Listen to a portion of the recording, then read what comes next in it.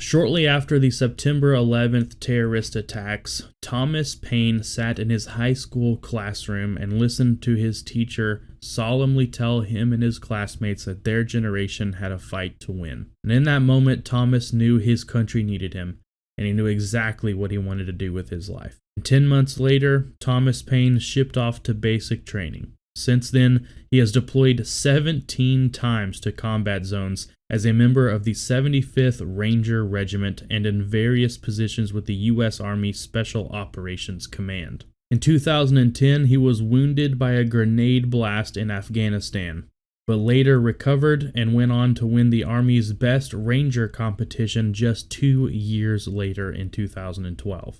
While deployed again in 2015, Paine was a part of a joint task force that was assisting Iraqi security forces with raiding an ISIS-controlled prison in northern Iraq. While the task force was still gathering intel about the prison and coming up with a good plan for raiding it, they received horrifying intelligence that the terrorists were planning to massacre every captive in the prison. So Paine and his team quickly raced into action that night. And in the dead of night, the task force was dropped off near the prison by CH-47 Chinook helicopters. Paine and a few members of the task force then climbed over a tall wall into the prison compound. Inside the compound were two heavily fortified buildings, both believed to be holding a large amount of hostages.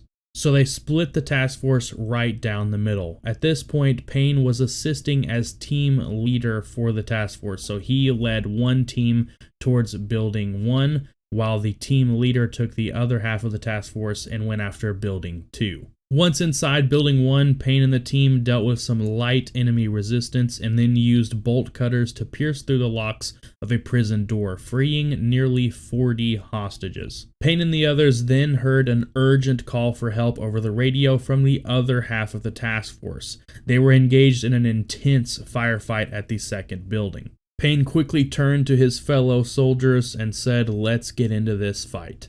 The team then maneuvered about 30 yards to the heavily fortified building, which at this point was partially on fire. Once there, the team used a ladder to climb onto the roof of the one-story building while the enemy was distracted by the other half of the task force.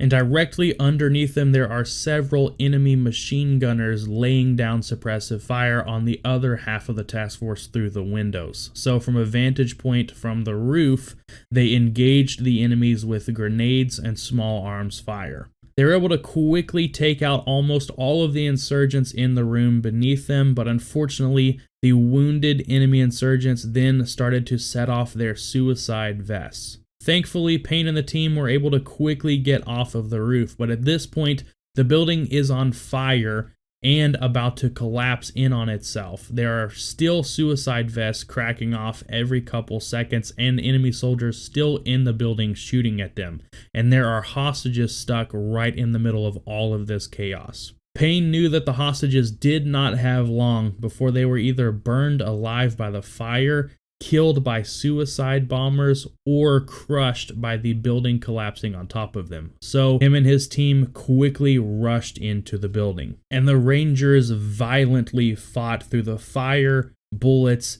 and explosions. And in classic Ranger fashion, they very quickly killed every enemy insurgent in the building. The team then found all of the hostages locked behind a barricaded door with numerous locks on it. But at this point, the room with the barricaded door was so full of smoke that the team couldn't breathe at all in there. So they had to take turns going in one at a time on a breath hold, cutting one lock and then coming back out for air. Paine went in first, holding his breath, cutting out the first lock, and then went back out and handed the bolt cutters to one of their Iraqi partners, who rushed in, cut another lock, and then came back out.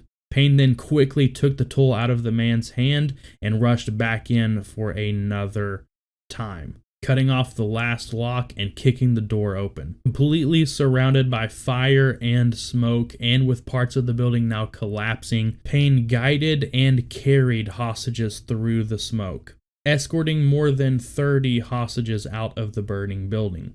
And with complete disregard for his own safety, Payne then re-entered the building 2 more times, navigating his way through the smoke just to be certain that every single hostage was out. And on the last time he entered the building, he had to forcibly remove one of the hostages who was too frightened to move from their position in the chaotic scene. He made sure he was the last man out of that building, no matter what the cost. It was one of the largest and most daring rescue missions in American history. The mission left one U.S. soldier, Master Sergeant Josh Wheeler, and at least 20 insurgents dead. Payne was initially awarded the Army's second highest award, the Distinguished Service Cross, but was later upgraded to a Medal of Honor. And at his award ceremony, Donald Trump said, "Our nation endures because fearless warriors like Josh Wheeler are willing to lay down their lives for our freedom.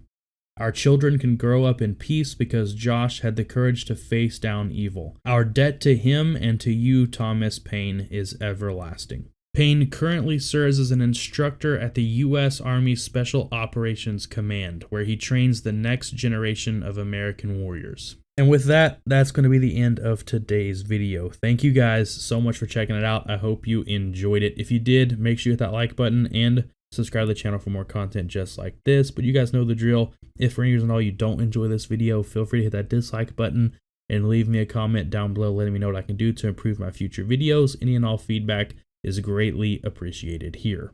But I hope you guys will have a fantastic rest of your day, and I will see you guys in the next video.